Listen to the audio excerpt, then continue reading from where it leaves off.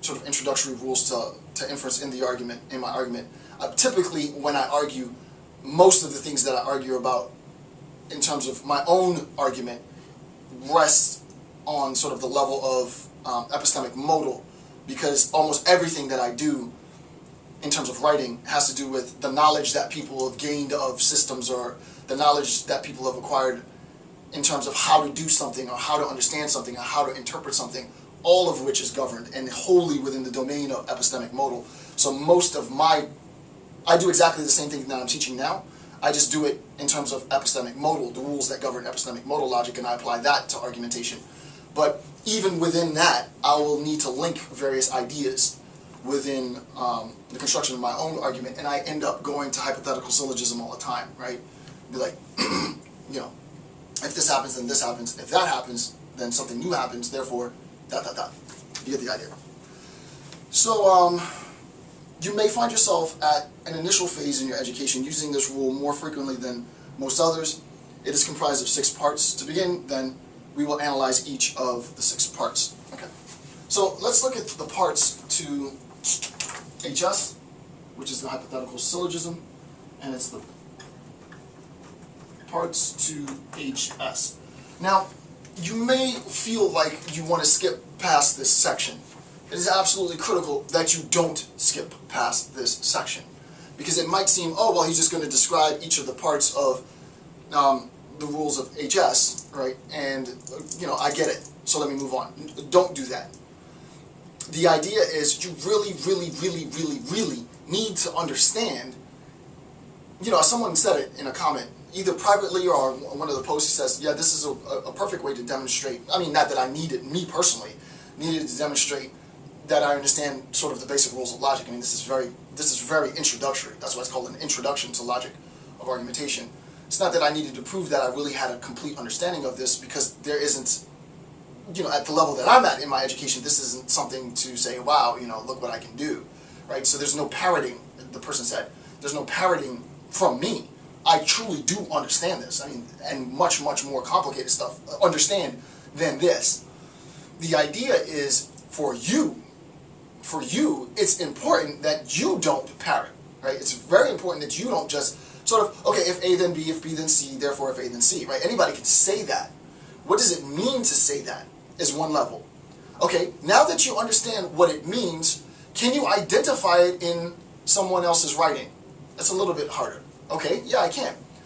What's even more difficult than that is, okay, can you now appropriate this to your own argumentation? And I gave everybody homework assignment. If I were in a residential class with you, I would ask everybody to hand forward their papers. Actually, I would say, turn your papers to the aisle, I'll go down the aisle and pick up the papers. And I'd read and I'd grade and I'd give you back feedback. I hope you,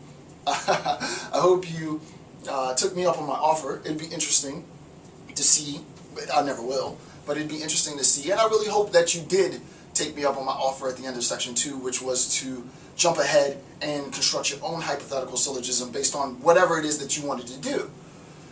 Okay, if you can construct it, that's good. Now, what I want to do in this series, is I want you to have an understanding, next, of every single aspect of each part of the HS, so that you can, in turn, really deconstruct the hypothetical syllogism.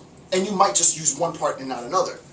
Right? This is why I said this is an intuitive approach, right? I'm not going to be dogmatic and stick to the rules of inference that say you can't sort of separate, you know, the different parts. So, with that, let's begin.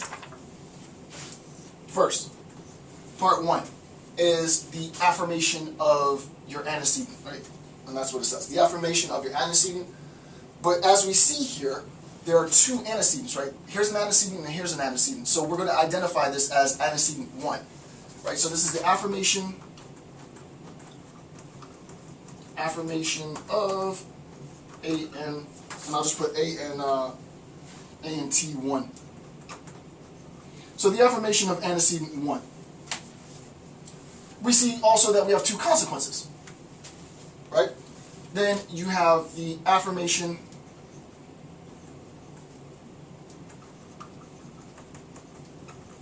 of consequence 1. Affirmation of antecedent 1, affirmation of consequence 1. affirmation of antecedent 2,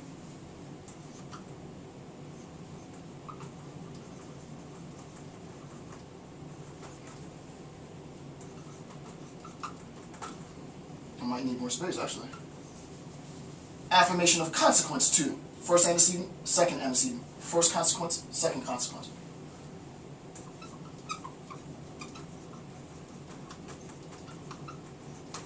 Consequence 2. We have the reaffirmation of antecedent 1. It's A, in position A, is the reaffirmation of antecedent 1, and you'll see that for number 4. Number 5 rather. The reaffirmation of antecedent 1.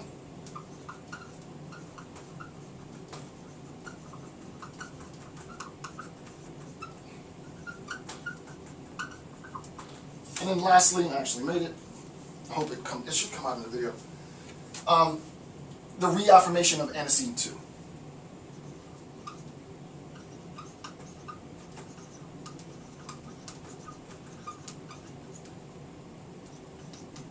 Oh, consequence, sorry. Consequence 2. Okay. Affirmation of antecedent 1. Affirmation of consequence 2. Affirmation of consequence, antecedent 2. Affirmation of consequence 2.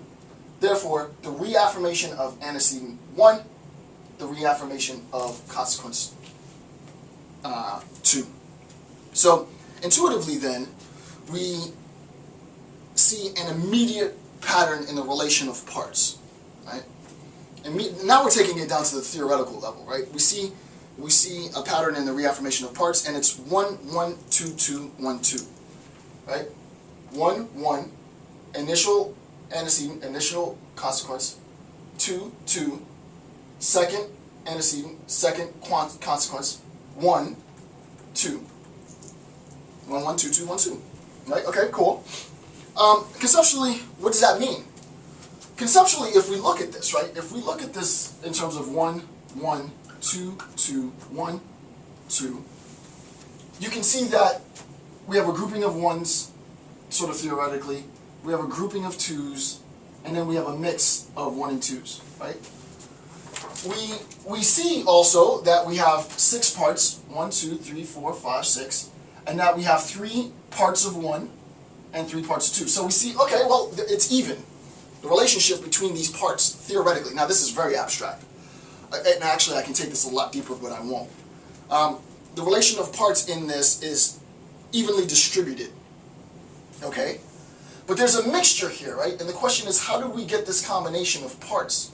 That becomes the question, right? That becomes the ultimate question, is how did we get it to be the case that we grouped 1s and 2s together? How did we switch the antecedent and consequence, theoretically speaking, right? How did we merge, if you will, the 2 parts? The parts being roughly divided into antecedent and consequence, right? Because that's what this is, right? Obviously, you have antecedent 1 and antecedent 2, but technically speaking, we're still talking about the same, even more generalized part, right? To use a Cartesian term at this point, we can call it sort of a property, right?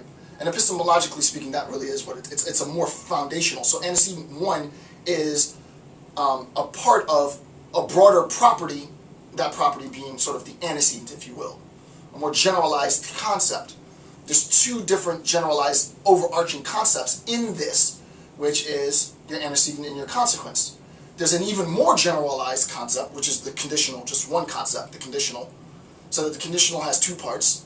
Those 2 parts are antecedent and consequence of those rules of inference that use the conditional and obviously thereby incorporate 2 parts. The hypothetical syllogism has 6 parts that it uses. And the question is, how did we get this combination? It obviously came from this. So a lot of emphasis is going to be placed on the role of B in this, because B functions both as a consequence and an antecedent. A, in the hypothetical syllogism, only ever functions as A. And this is what you need to get to, right? This is the real conceptual understanding. A, in the hypothetical syllogism, only ever functions as an antecedent.